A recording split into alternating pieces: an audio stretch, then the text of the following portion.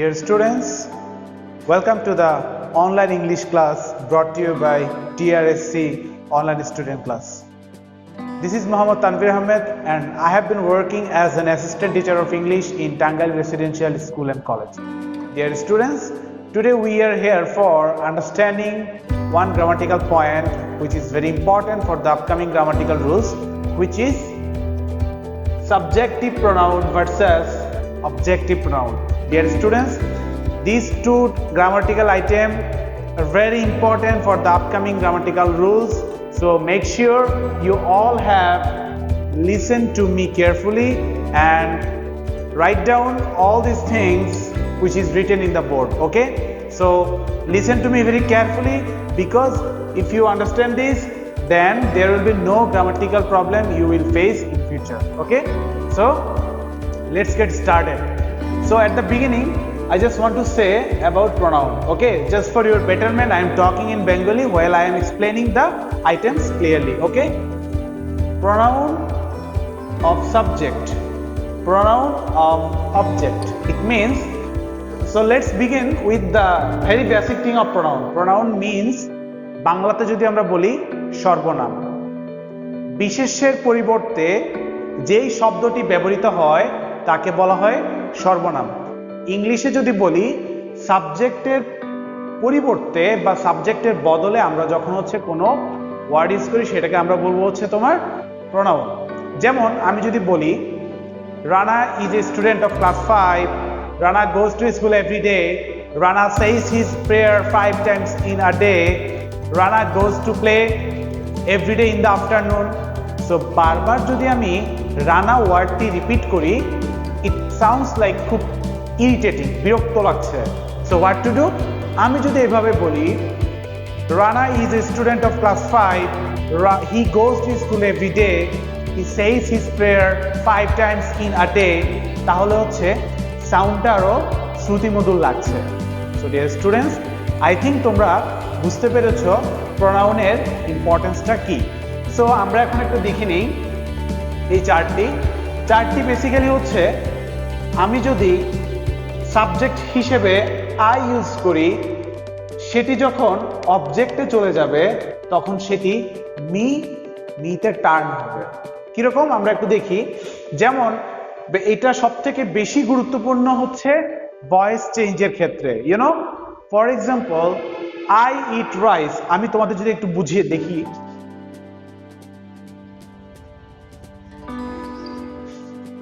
এখানে লিখেছি I eat rice, এটার মানে আমি ভাত খাই। এটাকে যখন আমরা ভয়েস চেঞ্জে লিখব, সেক্ষেত্রে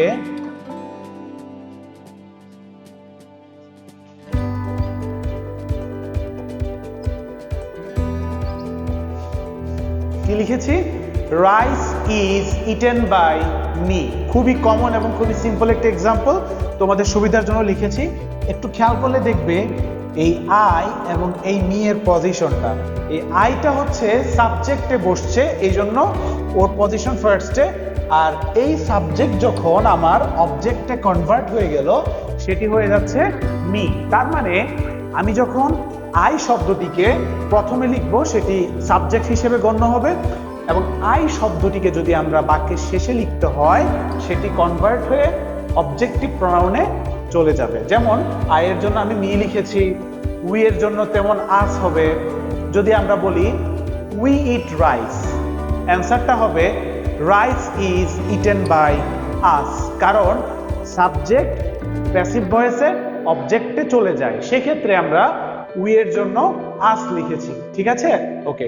তেমনি ইউ এর জন্য ইউ হবে, হি অথবা শি হলে তার জন্য হার অথবা হিম হবে, আর দে থাকলে তার জন্য দেম ইউজ হবে। Okay, so this is very important and very clear that subject যখন আমার অবজেক্টে কনভার্ট হয়ে যায়, এই সাবজেক্টগুলি এভাবে পরিবর্তিত হবে।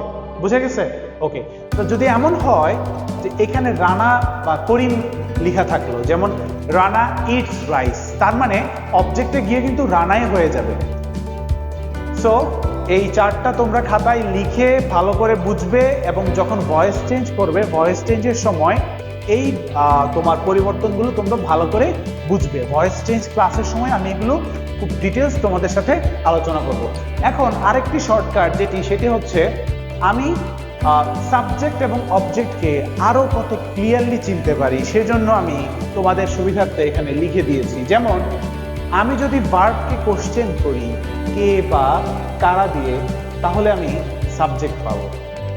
যেমন আমি যদি বলি যে হচ্ছে রাইস, অর এখানে ইটটা হচ্ছে আমাদের এখানে ভার্ব, রাইট? আমি যদি এখন এই ভার্বকে কে বা কারা দ্বারা প্রশ্ন করি, তাহলে খাওয়া, কে খেয়েছে বা কারা খেয়েছে, খেয়েছে কে, আমি। তার মানে ভার্বকে তুমি কে দ্বারা প্রশ্ন করলে উত্তর পেয়ে যাচ্ছ সাবজেক্ট। তার মানে এই বাক্যের ভার্ব হচ্ছে ইট, ইটকে যদি আমি কে দ্বারা বা কারা দ্বারা প্রশ্ন করি, সাবজেক্ট পেয়ে যাচ্ছে। কথা ক্লিয়ার? একদম সিম্পল জিনিস। ভার্বকে যদি কে বা কারা দ্বারা প্রশ্ন করি, তাহলে উত্তর পাবো কি? উত্তর পেয়ে যাব সাবজেক্ট। তেমনি আমি যদি অবজেক্ট বের করতে চাই, ভার্বকে যদি কি বা কাকে প্রশ্ন করি, তাহলে অবজেক্টটা পেয়ে যাব। ইট খাওয়া, কি খায়, কাকে খায়, বা ইট মানে কি খায়, রাইস। তাহলে এখানে রাইসটা হচ্ছে কি? Object. This is very common, very simple. তার মানে এই বক্সে যেই তোমাদের জন্য সুবিধার্থে লিখে দিয়েছি, এই বক্সটি তোমাদের খাতায় লিখে একটি এক্সাম্পল সহকারে তোমরা ভালো করে বোঝার চেষ্টা করবে, তাহলে জিনিসটা একদম পরিষ্কার হয়ে যাবে। আমি কিছু উদাহরণ লিখেছি তোমাদের সুবিধার্থে, উদাহরণগুলো এখন তোমাদের সামনে এক্সপ্লেন করছি। I took an important decision. আমি একটি গুরুত্বপূর্ণ সিদ্ধান্ত নিয়েছি। তার মানে এখানে আই যে ওয়ার্ড এখানে রয়েছে, এটি হচ্ছে সাবজেক্ট। এখন এই আই যদি আমার অবজেক্টে চলে যায়, চার্ট অনুযায়ী মি হয়ে যাবে কিন্তু, ঠিক আছে? তারপর my friends often call him fool. আমার বন্ধু তাকে প্রায় সময় ডাকে বোকা। তার মানে এই যেখানে হিম শব্দটি লিখলাম, হিম হচ্ছে আমার অবজেক্টিভ ফর্ম। তাহলে অবজেক্টিভ ফর্মের সাবজেক্টিভ হচ্ছে হি অথবা she. We are going home, আমরা বাড়ি যাচ্ছি। That means we is subject here, okay?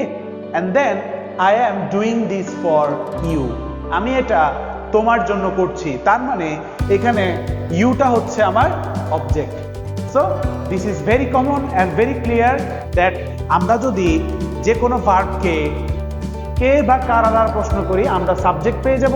And just similarly আমরা যদি ভার্বকে কি বা কাকে দ্বারা প্রশ্ন করি, তাহলে আমরা অবজেক্ট পেয়ে যাব। So dear students, I guess তোমরা এটা বুঝতে পেরেছো। আমি চেষ্টা করেছি যতটুকু খুলে তোমাদের সামনে ইজিলি তোমাদের সামনে এক্সপ্লেন করা যায় ততটুকু এক্সপ্লেন করেছি। তোমরা বাসায় এই চার্ট এবং এই বক্সের ওয়ার্ডগুলি লিখে নিজেরা প্র্যাকটিস করবে, তাহলে জিনিসটা আরো বেশি বোধগম্য হবে। So let's go to the next part.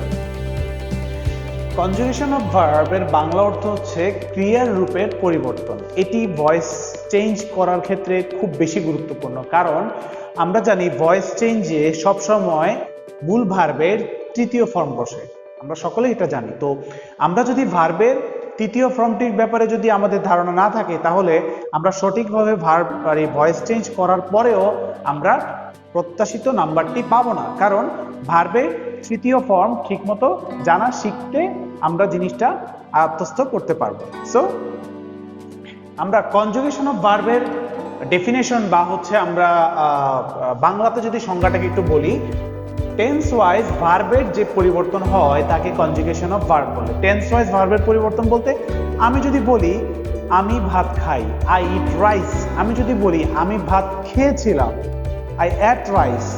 আর আমি যদি বলি আমি ভাত খাবো, আই উইল ইট রাইস। বিষয়টা হচ্ছে এরকম। তার মানে আমি যদি হচ্ছে যে ভার্বের পরিবর্তনগুলো জানতে চাই, আমাকে অবশ্যই কনজুগেশন অফ ভার্বের সম্পর্কে আমার ধারণা থাকতে হবে, ঠিক আছে? সো কথা না বাড়িয়ে আমরা মূল পর্বে চলে আসি যে কনজুগেশন অফ ভার্ব বেসিক্যালি দুই রকম। কয় রকম? দুই রকম। Number 1 strong verb and number 2 week verb, okay? So strong verb এবং উইক ভার্বের ভিতরে কিছু পার্থক্য রয়েছে। যেমন স্ট্রং ভার্বগুলিকে আমরা পরিবর্তন করি দুটি বিষয়ের উপর মানে ভিত্তি করে। নাম্বার 1 মাঝের ভাওয়েল চেঞ্জ করে। ভাওয়েল চেঞ্জ, রিমেম্বার এটি খুব গুরুত্বপূর্ণ একটি কথা। ভাওয়েল চেঞ্জ বলতে বোঝায় যেমন আমি তোমাদের সুবিধার্থে এখানে চার্টে কিছু ভার্ব লিখেছি, যেমন কাম, কেম, কাম। মাঝের ভাওয়েল চেঞ্জ করে আমরা স্ট্রং ভার্বকে পরিবর্তন করব। যেমন এইখানে কাম শব্দটি, কাম যে ভার্বটি রয়েছে, কাম ভার্বের মাঝখানে এ যে ভাওয়েলটি চলে আসছে এটি হচ্ছে স্ট্রং ভার্ব। যেমন কাম, কেম, কাম। তার মানে এ, ই, আই, ও, ইউ এই ভাওয়েলগুলি এখানে পরিবর্তনের মাধ্যমে যে ভার্বগুলোর পরিবর্তন দেখতে পাই সেগুলোকে আমরা বলবো হচ্ছে যে স্ট্রং ভার্ব। ঠিক আছে? সো নাম্বার 2, আর স্ট্রং ভার্বের শেষে আরেকটি শর্টকাট যেটি, সেটি হচ্ছে এন, ইএন বা এনি যোগ করে আমরা কি করি, স্ট্রং ভার্বগুলিকে পরিবর্তন করে থাকি। তার মানে আবার যদি রিপিট করি তোমাদের সুবিধার্থে, সেটি হচ্ছে স্ট্রং ভার্ব বেসিক্যালি দুই উপায়ে পরিবর্তিত হয়। মানে কাম থাকলে কেম, কাম কিভাবে হচ্ছে, মাঝের ভাওয়েল পরিবর্তনের মাধ্যমে। আরেকটি রুলস যেটি, সেটি হচ্ছে তোমার এন, ইএন অথবা এনি যোগ করলে সেই ভার্বগুলি যথাক্রমে পাস্ট অথবা পাস্ট পার্টিসিপলে পরিবর্তিত হয়ে যাচ্ছে। এবার চলো দেখে নিই আমরা উইক ভার্বের ব্যাপারে। উইক ভার্ব খুব সহজ এবং উইক ভার্বের রুলসটাও একদম একটা মাত্র। যেমন ভার্বের শেষে ডি অথবা ইডি অথবা টি যোগ করলে সেটি যথাক্রমে পাস্ট ইনডিফিনিট এবং পাস্ট পারফেক্ট পাস্ট পার্টিসিপল হয়ে যাচ্ছে। ঠিক আছে?